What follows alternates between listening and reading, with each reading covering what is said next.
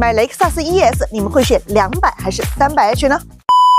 ？Hello， 各位好，今天呢，我来给大家试驾一下雷克萨斯的 ES。那么我身旁的这台车呢是雷克萨斯的 ES 200，那肯定会有兄弟问了，这个车不是很肉吗？那么今天呢，我就将对它的动力进行一个测试，我们来看一下它能不能在重庆的道路上，因为大家都知道重庆是8地山城嘛，对不对？山多啊，弯多，关键是坡又多，所以对这台车啊是挑战性极高的。所以今天我们也是带着这个问题来试驾一下雷克萨斯 ES 200。那么有一个问题就是我刚刚提出来的，你们如果买雷克萨斯 ES 会买200还是300H 呢？其实啊，大多数人会选择 ES 200，为什么呢？因为现在 ES 200的价格是29.999万，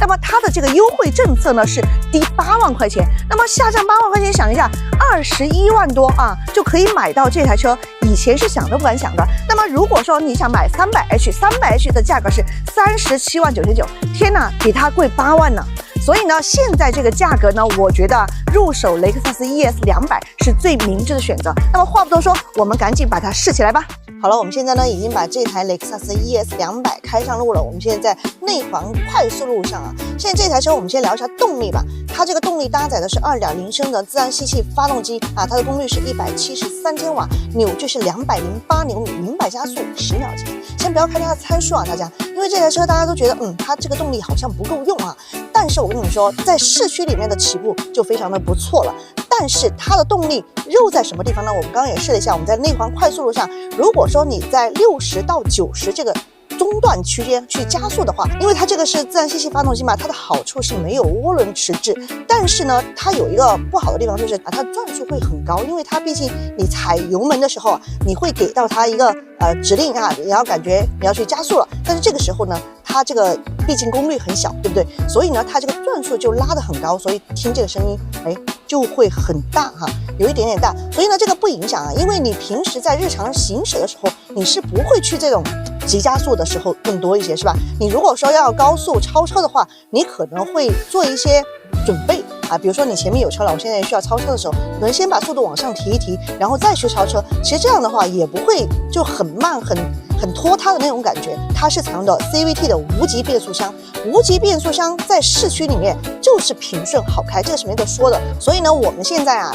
再去上山看一下它上山的这个爬坡路段如何。因为现在重庆今天比较凉快了，也不是很热，而且呢我们现在没有开空调，我们待会儿上山的时候我们先不开空调，然后再开一段路，再去开一下空调，试一下它这个爬山的这种感觉怎么样。好了，我们现在已经是上山了，我们在聊上山路段的动力之前呢，先来跟大家聊聊底盘。这台车的底盘采用的是前麦弗逊加后多连杆的独立悬挂，它的整个调教是偏向于舒适的。我们刚刚在上山的过程当中，比如有很多弯道，它会有一些侧倾，但是呢，它不是说像其他的偏运动型的车型一样，它把侧倾抑制得很好。因为这台车它本身就不是为了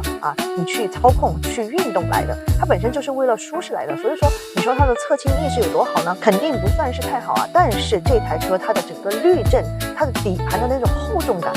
稳定感，给我的感觉是非常不错的。毕竟这是一台偏舒适型的轿车，对吧？所以刚刚上山的过程当中有很多的减速带或者一些坑洼路面，它在处理这种减速带和坑洼路面的时候，它的滤震是把它揉得很细的，就是让你几乎是在车内感觉不到明显的这种跳动，而且它的这种回弹做的是很干脆的，没有那种多余的回弹，所以让你在车内驾驶也好，乘坐也好，感觉是很舒服的。你说它的侧倾做的有多好吧？那肯定不会啊，因为毕竟它不是偏运动的车型，对吧？所以它不会去往那个方向去调教。但是乘坐的话你肯定就是正常乘坐我觉得是没有问题的。那比如说你在上山的时候有很多的弯道，对吧？你不能说它开太快了，因为开太快的话，你就会在里面感觉很甩。但是这台车它也没有条件让你开很快，对吧？所以呢，我们觉得它的这个底盘调教的还是非常不错的，在这种日系车当中，整个的舒适感是非常不错的。再加上它的这个静谧性，因为它采用的是双层夹胶玻璃，静谧性也是非常不错的。所以呢，这台车给我的感觉就是，你看，现在减速带来了，大家感受一下。因为现在速度还不是很慢哈，它不会让你有那种很生硬的感觉，它就是很柔，把它揉得很细了以后，让你在车内几乎是不会感觉到那种很明显的跳动的。所以呢，整个的这个舒适性，我觉得这台车是没有什么可说的。不过呢，这台车啊，它有3种驾驶模式啊，运动、normal 啊，就是经济3种模式。你如果日常开的话，就开normal 就可以了。比如说像今天爬山这种路况啊，你稍微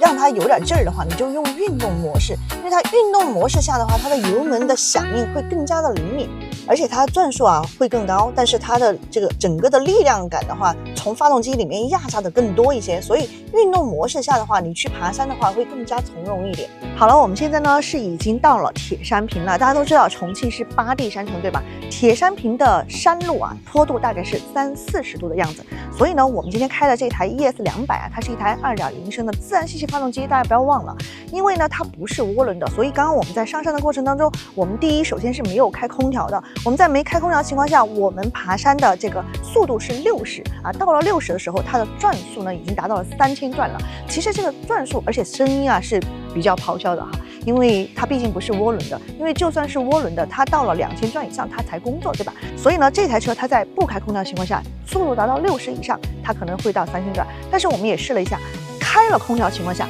它这个速度啊60以上的话，转速就达到了4000转了，将近4000转了，3000多4000了。所以这个也是一个正常的范围哈。平时开车的话，你不会那种很激进的去开它。爬山的时候，我刚刚也试了一下，去超车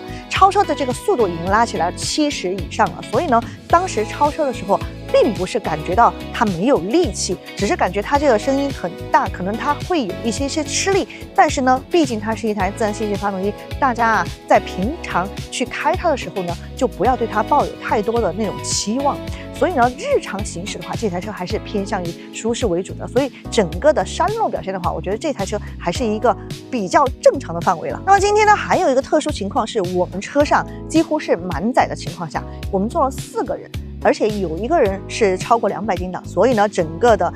它这个满载的情况来跑山，我觉得这样的效果啊，这样的结果已经是非常不错了。所以这台车如果是你平常用的话，基本上你不会开满载去爬山，大不了就是2-3个人，是吧？而且呢，2-3个人的这个体重的话也不是太重，所以呢，这台车就是能够去胜任你平常日常通勤使用，包括平常你